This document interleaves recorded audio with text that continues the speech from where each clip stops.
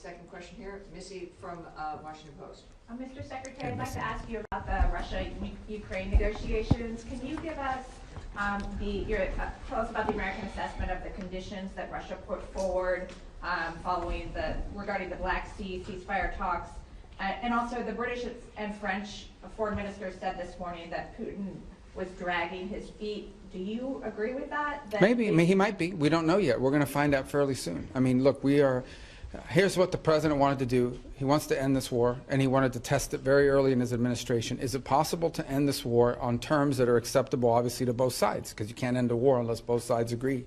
And that's what we're in the process of finding out. We will know soon enough, in a matter of weeks, not months, whether Russia is serious about peace or not. I hope they are. It would be good for the world if that war ended. But obviously we have to test that proposition. So we're working through that process. We had a visitor, Mr. Kirill was here this week, had a chance to sit down with him. He met with others. He'll take some messages back, and the message is the United States needs to know whether you're serious or not about peace. Ultimately, Putin will have to make that decision. The Russian Federation will have to make that decision. I think the Ukrainians have shown a willingness to enter, for example, into a complete ceasefire to create space for negotiation.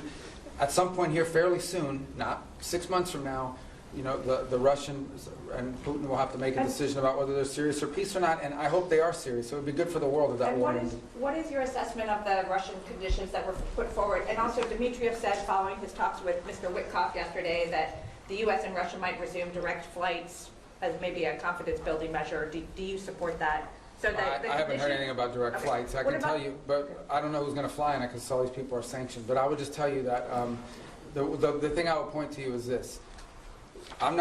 We're going to wait and see. The Russians know our position in terms of wanting to end the war, and we will know from their answers very soon whether they are serious about proceeding with real peace or whether this is a delay tactic. It's a delay tactic. The president's not interested in that. If this is dragging things out, President Trump's not going to fall into the trap of endless negotiations about negotiations. We will know soon enough whether or not Russia's serious about peace. If they are, that'll be great. Then we can move towards peace. If they're not, then we'll have to reevaluate where we stand and what we do moving forward about it. But we'll be in no different a position than we are today, or we were when he took office. He wanted to know early in his administration, is peace possible? We're testing to see if the Russians are interested in peace. Their actions, not their words, their actions will determine whether they're serious or not, and we intend to find that out sooner rather than later. And what about their conditions?